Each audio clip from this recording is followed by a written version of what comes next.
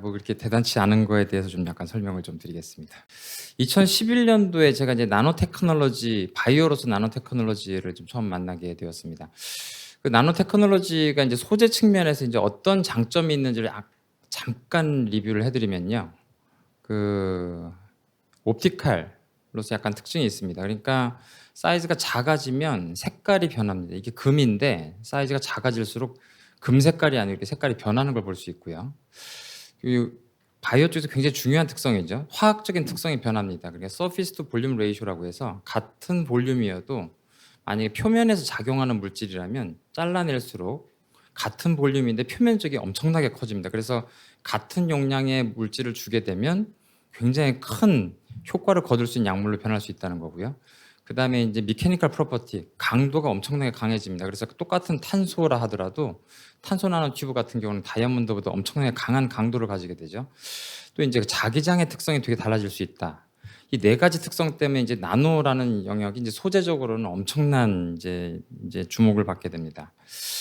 저는 이제 2011년에 이제 현택환 교수님이라고 노벨상 후보라고 해서 굉장히 유명해지신 분이죠. 이분을 이제 굉장히 만나게 된 큰 행운 때문에 이분이 만드신 페겔레이티드 세리아 나노파티클을 의학적으로 적용하는 걸 의학자를 찾고 계셔가지고 저랑 만나게 된 행운이 있었고요. 그래서 요거를 이제 적용하는 걸 처음 시작을 하게 됐습니다. 산화세륨이라는 거고요. 산화세륨은 이제 주기율표에서 58번에 해당됩니다. 58번은 무거운 중금속이죠. 헤비메탈입니다. 이걸 원소적으로 보면 호던수 물질로 존재할 수는 없어서 진공에서는 이렇게 은백색 금속이지만 꺼내놓으면 바로 산화가 돼가지고 가루처럼 변합니다. 그러면 이제 이 히토류예요. 그럼 이게 굉장히 비싸겠네 생각하시겠지만 엄청나게 흔하셔서 여러분들이 네이버 쇼핑에 들어가면 지금 보시는 것처럼 7,500원에 이만큼 사실 수가 있습니다. 엄청나게 저렴하거든요.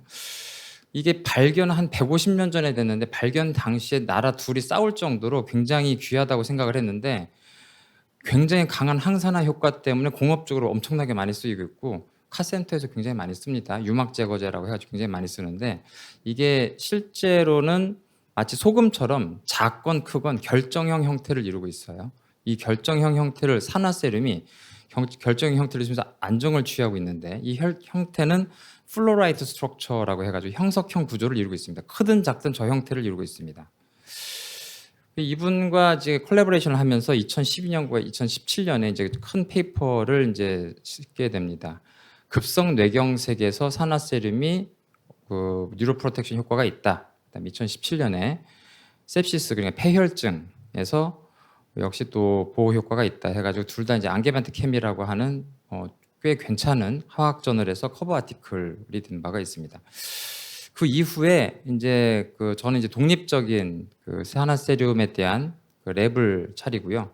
저희들이 만든 그 산화세륨 나노 입자를 CX111이라는 이름을 붙이고 한번 저희들이 이제 할 수 있을 만한 모델을 한번 테스트를 해봤습니다. 처음에는 인트라세러블 헤모리지, 뇌출혈, 그다음에 서브아라코드 헤모리지, 지주막하 출혈, 다시 한번 이제 sepsis, 시스템 인플라마토리 리스폰스 신드롬이라고 해서 여기서 한번 테스트를 해봤는데 굉장히 좋은 효과를 얻어서 나노 리서치, 스트로크, 어드밴스드 헬스케어 머티리얼스에 다 보고가 된 바 있습니다. 그 중에서 그 지주막하 출혈에 보고된 요 연구가 꽤 주목을 받았는데요. 대개 이제 베이직 리서치를 보고하면 대개 이제 모델을 만들고 뇌로 많이 가고 뭐 셀데스가 줄고 인플라마토 셀이 준다 뭐 이런 데이터들을 이제 많이 보게 되실 텐데 이게 또 많이 주목을 받았던 이유는 이제 동물 실험을 하면 동물 실험에 대한 비판들이 많죠. 이게 임상 시험에서 왜 자꾸 실패하냐 그러는데 임상 시험 디자인을 가져왔어요. 그래서 사실 임상 시험 디자인처럼 해라라고 하는 그런 위원회도 있거든요. 스테어 레커멘데이션이라 가지고 랜더마이제이션 무작위 배정을 하고 동물을 그다음에 인베스티게이트 블라인딩을 했습니다. 치료하는 사람이 무슨 약을 주는지도 모르게 하고 인베스티게이트 측정하는 사람 다른 사람이 하게 하는 방법을 했더니 2주일 동안 지주막하 출혈 모델을 만들고 쥐에서 생존율의 차이가 88%대 20%로 4배 차이가 나는 결과를 가져오게 됐습니다. 그래서 저희 요 연구 결과가 2018년도에 인터내셔널 스트로크 컨퍼런스, 미국의 심장학회, 뇌졸중 학회에서 주최하는 학회에서 베이직 사이언스 어워드를 받았고요. 그 해 스트로크라는 저널에서 커버 아티클이 되었습니다. 이 뉴로서저리라는 저널에서는 미래에 기대되는 신약이다라는 그 좀 좋은 칭찬을 받기도 했습니다. 그래서 저희들이 이 약물을 개발하고 지금까지 보게 되면은 뇌경색, 뇌실질 출혈, 그다음에 지주막하 출혈, 그러니까 뇌졸중에서 중요한 서브타입에서는 다 세계에서 처음으로 산화세륨 나노 입자를 이제 처음으로 발표하게 된 그룹이 되겠습니다. 뭐 sepsis나 이제 뇌 외상에 대해서는 처음은 아니지만 좋은 연구 결과를 저희들이 발표했다고 생각을 하고요. 그렇다면 이제 나노자임이 뭐냐라고 이렇게 얘기하실 수가 있겠는데 저희들이 만든 이름은 아니고요. 그 지금 보셨지만 58번이라고 했는데 금속이죠. 이 금속 우리 몸에 존재하는 것 중에 가장 무거운 거는 아이오다인이죠. 아이오다인보다 무거운 금속이 우리 몸에 절대 없는 건데 이 무거운 중금속에 해당되는 물질을 몸에 넣었더니 그러니까 무기물질이죠. 무기물질 나노 입자를 몸에 넣었더니 생체 활동을 하는 거죠. 굉장히 신기한 거죠. 몸에서 본 적이 없는 건데 그러니까 인공적으로 만든 무기물질 나노 입자임에도 불구하고 몸에 들어갔더니 슈퍼 엔자임, 엄청난 효소와 같은 역할을 하는 것들을 통칭해서 미국 화학협회는 전 세계 화학협회 이거 나노자임이라고 이름 붙이자라고 그런 움직임이 2020년대부터 이제 생기기 시작을 했고 나노자임이라는 이제 텍스트북도 나오기 시작을 하고 그렇습니다.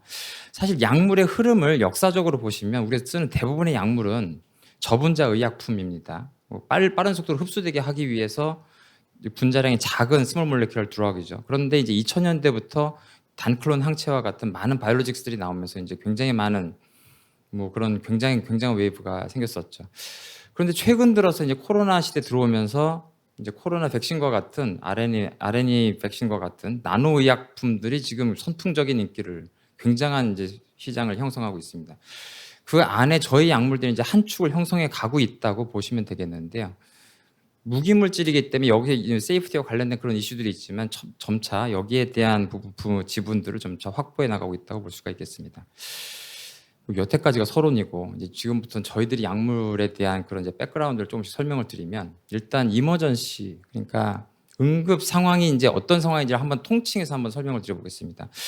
어떤 상황이건 이제 응급실에 오게 되는 환자들의 상황은 대개는 이렇게 말씀드릴 수 있지 않겠습니다. 그러니까 한 기관, 한 장기 내지는 여러 장기에 급성의 크리티컬한 굉장히 심각한 손상이 벌어지는 거다라고 설명할 수 있을 것 같은데요. 그러면 그 장기에 우리가 죽어도 살릴 수 없을 만한 도저히 살릴 수 없을 만한 그런 손상은 사실은 의사가 어떻게 할 수가 없는 거죠. 그건 포기하고. 근데 그 이후에 몸에서 벌어지는 2차 손상들이 있습니다. 2차 손상을 반드시 살려야 그 장기도 살리고 환자도 살릴 수가 있습니다. 그런데 그 2차 손상의 상당 부분이 사실은 어떻게 보면 과잉 반응이고 불필요한 인플라메이션에서 이루어지고 있다라고 많이들 이해해 가고 있습니다.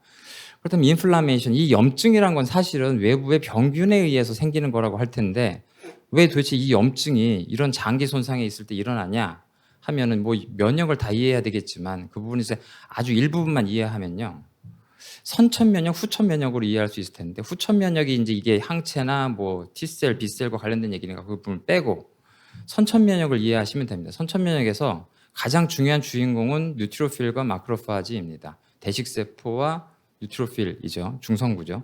얘네들은 사실 선천적으로 관상을 보고 그냥 때려잡는 애들이라고 볼 수 있죠. 봤을 때 나쁜 놈이네 하면 팍 때려잡는 굉장히 강력한 놈들인데 문제는 잘못 보거나 과잉 반응할 가능성이 굉장히 높다고 볼 수 있습니다. 그러다 보니까 굉장히 강력한 소방관, 경찰관이라고 볼 수 있죠. 그러다 보니까 정상 세포를 죽일 가능성이 굉장히 높습니다. 그래서 티슈 데미지를 주고 결국에는 정상 조직도 망가뜨릴 가능성이 있다는 거죠. 그래서 초기에 굉장히 이런 과잉 반응하는 거를 적절한 수준으로 하지 않으면 결국에는 그 필수적인 장기가 완전히 망가질 수도 있고 그러다 보면 사람이 죽을 수도 있다는 거죠. 그러니까 이 과잉 반응을 어떻게 하면 막을까? 그러면 결국엔 이 대식세포나 뉴트로필의 활성화 과정을 이해하면 되겠습니다. 초기에 활성화되는데 첫 번째로 시작된 메디에이터는 ROS, 활성산소라고 볼 수 있고 마지막 단계에서는 마지막에 인터루킨 1, 6, 8, 18, TNF-알파와 같은 사이토카인들이 나오게 됩니다. 아유 죄송합니다. 그럼 ROS, 리액티브 옥시젠 스피시스라고 하는 이 활성산소들을 어떻게 볼 수 있냐? 뭐 깁니다. 아이고 죄송합니다. 긴데 그 중에서 사실은 슈퍼 옥사이드, 하이드로젠 퍼옥사이드, 하이드록시 레디칼 요 딱 세 가지만 알면 되죠. 사실은 요 세 가지가 우리 몸에서는 사실 생리적으로 굉장히 중요한 물질이죠. 생리 활성을 이루기 위해서. 그 생리 활성을 조절하기 위해서 원래 우리 몸에는 슈퍼 옥사이드 디스뮤테이즈 내지는 카탈레이즈, 글루타티온 페록시데이즈라는 효소가 존재합니다. 근데 이거는 생리 활성을 존재하기 위해서 일정 부분 아주 적게 존재하는 거고요. 인플라메이션이나 그런 응급 상황에서 처리할 정도까지 존재하는 게 아닙니다. 그래서 사실은 이런 엄청나게 증가되는 활성산소를 처리하기 위해서는 사실 약물이 필요할 수밖에 없는 상황이라고 볼 수 있겠습니다. 더 거기다 이제 한 가지 최근 들어서 굉장히 많이 얘기가 되고 있는 건데 우리 몸은 한 장기가 손상될 때 그 장기 혼자 처리하라고 돼 있는 게 아니고 우리가 감기만 걸려도 온몸이 아픈 것처럼 뇌에 뇌졸중이 생기면 머리에 있는 면역세포가 그걸 다 처리하고 있는 게 아니라 비장에 있는 스플린에 있는 예비군들이 다 머리를 향해서 뛰어가게 되고 그리고 본매로 골수에 있는 면역세포들이 새로 막 생성이 되고 심지어는 장에 있는 면역세포들도 이제 머리를 향해서 달려가게 됩니다. 그러니까 사실은 어떻게 보면 뇌를 향해서 이제 굉장히 많은 과잉 반응들이 머리를 향해서 달려가고 있고 심지어는 리버에 있는 마크로파지는 커퍼셀조차 머리를 향해서 그런 일을 하라고 진두지휘한다는 얘기들도 이제 많이 나오고 있습니다. 저희 약물은 사실 이렇게 생겼습니다. 근데 이걸 자세히 설명드릴 수는 없고 특허와 관련된 부분도 있기 때문에 이렇게 생겼는데 얘가 어떻게 작용한다는 거냐? 이게 일반 의약품하고는 다르다는 거죠. 원래 약물은 약과 뭐 기질하고 서로 이제 만나게 되면 케미컬 리액션을 해가지고 대사가 돼서 그냥 달라지는 거잖아요. 근데 얘는 아주 이상한 반응을 합니다. 뭐 약간 양자역학적인 개념인데 이 활성산소를 만나면 사실은 요 반응점에서 사실은 달라지는 게 전자 하나만 딱 교환하고 끝나버립니다. 그것만 하고 딱 끝나요. 그래서 달라지는 게 없어요. 이 표면에서는 C3 플러스가 4 플러스로 바뀌는 거 하나밖에 없습니다. 3 플러스 4 플러스, 4 플러스가 3 플러스 이것만 왔다 갔다 해요.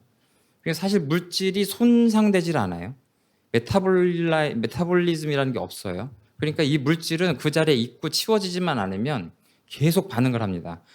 그러다 보니까 어떤 물질하고도 다 반응할 수 있어요. 활성산소는 모두 다. 슈퍼 옥사이드, 하이드로젠 퍼옥사이드, 하이드록시 레디칼도 다 반응합니다. 그러다 보니까 SOD 미믹, 카탈리즈 미믹, 하이드록시 레디칼 스캐빈저 하나를 넣는데 멀티포텐트하고 엄청나게 강할 수밖에 없습니다.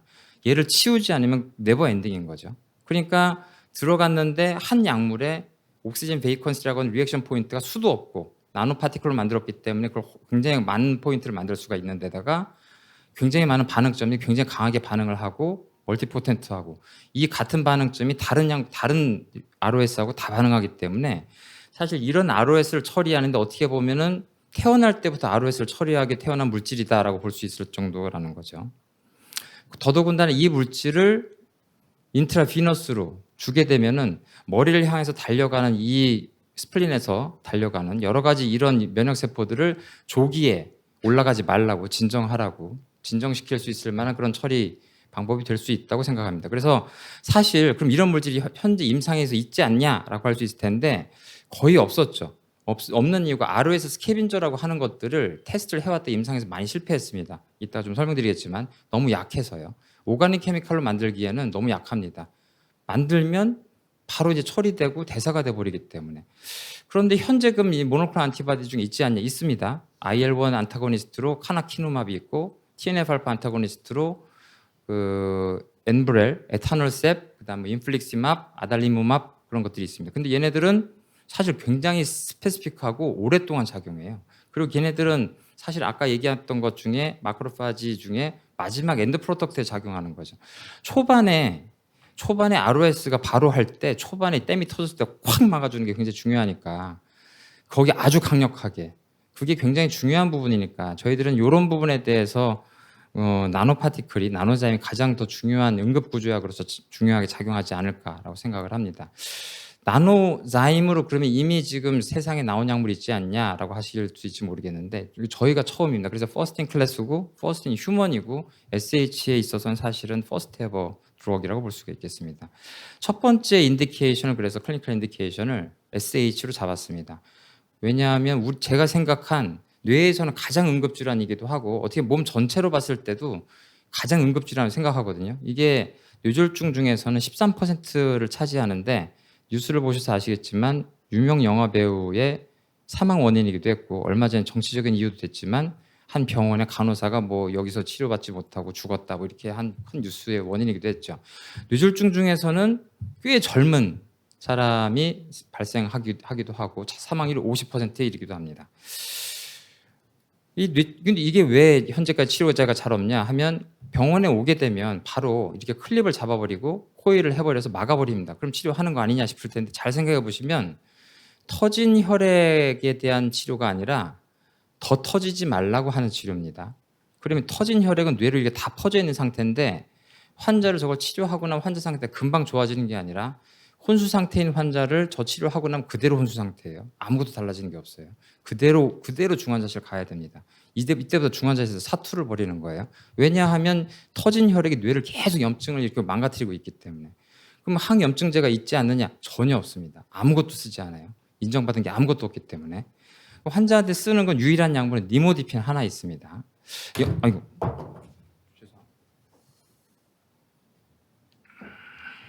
여기에서도 SH에서도 초기에 제일 중요한 메커니즘은 ROS가 초반에 중요하다고도 잘 알려져 있으니까 ROS 스캐빈저가 제일 중요하다고 생각하게 하는 게 맞다고 생각할 것 같습니다. 이거 뒤로 갔네요. 저희들이 이 약물을 쓰면서 아까 같은 이제 RCT와 관련된 트라이얼로 얻는 게 제일 좋을지 도즈 리스판스 릴레이션십을 보면서 0.5 세륨 미리암 퍼 케이지가 적절할 거다라고 이제 로덴트 실험에서 다 확인을 했고요. 그다음에 세라피틱 타임 윈도우는 6시간에서 12시간 정도일 거다라고 이제 동물 실험에서 좀 확인한 상태입니다. 전체적으로 이렇게 보시면 될 것 같습니다. 지주막 가출혈이 생겼는데 환자에게 세라피틱 타임 윈도우에 해당되는 시기에 일찌감치 인트라비너스로 이 약물을 주게 되면 뇌나 혈액 안에서 요 마크로파지가 흥분해서 뇌를 망가뜨리는 상황을 일찍 ROS가 증가되면서 상황을 막아서 여러 주변으로 분비되는 프로인플라마토리 사이토카인을 막아서 결국엔 환자의 여러 뇌 염증이 보호될 거다. 그 메커니즘 이와 같은 방식으로 될 거다라고 저희들이 만든 카툰이 되겠습니다. 아이고 자꾸 뒤로 가네. 이 약물을 사실 글로벌에서는 상업화하는 것이 처음이기 때문에 일단 FDA나 EMA 등 외부로 나가는 것이 굉장히 중요한 작업이라고 생각을 해서 지적재산권으로 전 세계 이제 9개 나라와 권역으로 현재 나가고 있고요. 이 물질 자체를 이제 전 세계에서 처음 만든 물질이라고 인정받는 게 굉장히 중요할 것 같아서 미국 이 물질 자체가 처음이다라는 걸 이제 인정받는 것이 미국 화학협회에서 만든 케미컬 앱스트랙트 서비스 카스라고 하는 곳에서 이 신규 단일 물질이다라고 이제 등록되는 게 되게 중요한데 여기서 심사받고 신규 단일 물질로 이제 저희들이 등록받은 바 있습니다. 올해까지 사실 독성이라든지 면역완성 유전 독성, 세이프티 파마콜로지와 관련된 것을 12월 달까지 마무리하기 위해서 지금 열심히 지금 연구를 진행 중이고요. 또 한 가지 굉장히 중요한 건 약물을 양산해야 되잖아요. 벤치에서 만드는 게 중요한 게 아니고 대량 생산해야죠. 전 세계에서 나노자임 약물, 나노파티클 약물을 만들 수 있는 CMO 공장은 저희들이 다 뒤져봤는데 5개가 안 됩니다.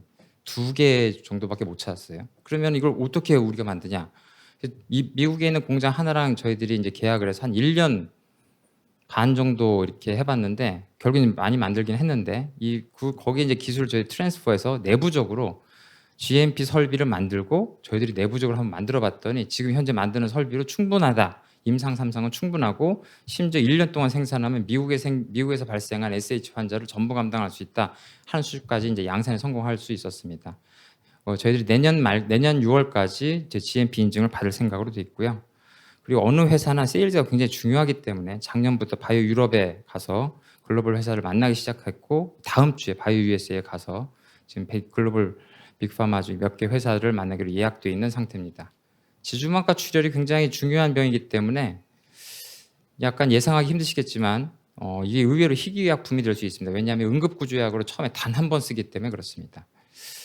여기에 인정받은 약물은 니모디핀 하나밖에 없는데 최근에 클라조센탄이라는 약물이 이제 아이도시아라는 회사에서 개발이 돼서 최근에 이제 일본에서 그게 이제 임상시험 성공했다가 작년에 매출이 600억 원 정도 나왔었죠. 그래서 이제 국내에도 이제 아이도시아 코리아가 진출을 했었는데 요 약물이 이제 얼마 전에 이제 그 보도자료로 나오기를 임상 3상이 곧 발표되기 직전이었는데 이제 보도자료로 이제 CEO가 발표하면서 이런 보도자료는 처음 봤는데 I'm very disappointed라고 실패했다고 이렇게 발표한 바 있습니다. 저희들한테 이게 굉장히 큰 기회죠. 일단 뭐 그 응급구조약이 먼저 나올 뻔했는데 저희들한테는 이런 부분이 좀 어떻게 굉장히 중요한 기회로 작용하지 않을까 생각합니다. 이런 부분에서 계속 진행할 예정이고요. 이렇게 성수동에 있는 공장과 그다음에 이렇게 연구개발 사진들입니다. 그동안 이제 트랙을 보면 나노잼 연구를 개발했다고 과기정통부 장관상, 창업했다고 복지부상, 그다음에 회사를 발전시켰다고 중소벤처기업부 장관상을 이렇게 받은 바 있습니다. 그럼에도 불구하고 사실 저희 스타트업을 했는데 굉장히 겁나는 일이 많습니다. 너무 많은 안 좋은 소식들 때문에 지금 투자 환경이 너무 나빠진 상황이죠. 그런데 굉장히 좋은 어른들이 많습니다. 이게 마무리하는 이제 멘트인데요. 저 사실 그 굉장히 훌륭하신 닥터 스테파노 부오너라는 분이 이제 어드밴스드 액셀러레이터 어플리케이션스라는 회사를 만들어서 19년 동안 이제 리서치를 하셨거든요. 19년 동안 성공을 못한 거죠. 이분이 그 RLT라는 치료를 만들었는데 이게 플레임이 생각이 안 나요. 루타세라라는 약을 만들었습니다. 루타세라를 만들어서 결국에는 이제 세라노스틱스라는 개념을 처음 만드신 분이거든요. 지금 이후에 나오는 그 미사일 치료라는 걸 처음 이분이 만드시게 된 분이죠. 뉴로 엔도크라인 테라피, 뉴로 엔도크라인 튜머에서 처음 성공하면서 결국에는 이 19년 동안의 그 온갖 실패를 결국엔 다 보상받게 되는데 지금 현재 이 회사가 노바티스의 자회사로 들어가서 열심히 연구하고 계시고, 토마스 투슬이라는 분은 자기 제자가 RNA 인터피어런스로 노벨상을 받는 걸 봤어요. 그런데도 두 제자가 봤는데 이분은 그걸 좌절하지 않고 필립 샤프라는 분이랑 같이 ALIM이라는 회사를 차렸고, RNA 인터피어런스 회사를 차렸고, 이 회사는 현재 세계 최고의 RNA 인터피어런스 회사가 돼 있고, 그 이후에 모든 현재 지금 siRNA 제제는 여러분들이 알고 인클리스랑 포함해서 모든 약은 여기서 다 개발한 약들이죠. 거의 다. 그러니까 사실 지금 어떤 상황에서 좌절하지 않고 벤처마인드로 열심히 해서 전 세계 최고의 이제 벤처 기업들이 모여서 성장해 가고 있는 보스턴 바이오파마 클러스터로 진출해 나가는 것이 굉장히 중요한 게 꿈이 아닐까라고 생각합니다. 어려운 일이 많겠지만 무하마드 알리가 얘기했듯이 꿈이란 건 원래 두려운 거니까 열심히 해나가야 되지 않을까 싶습니다. 네, 감사합니다.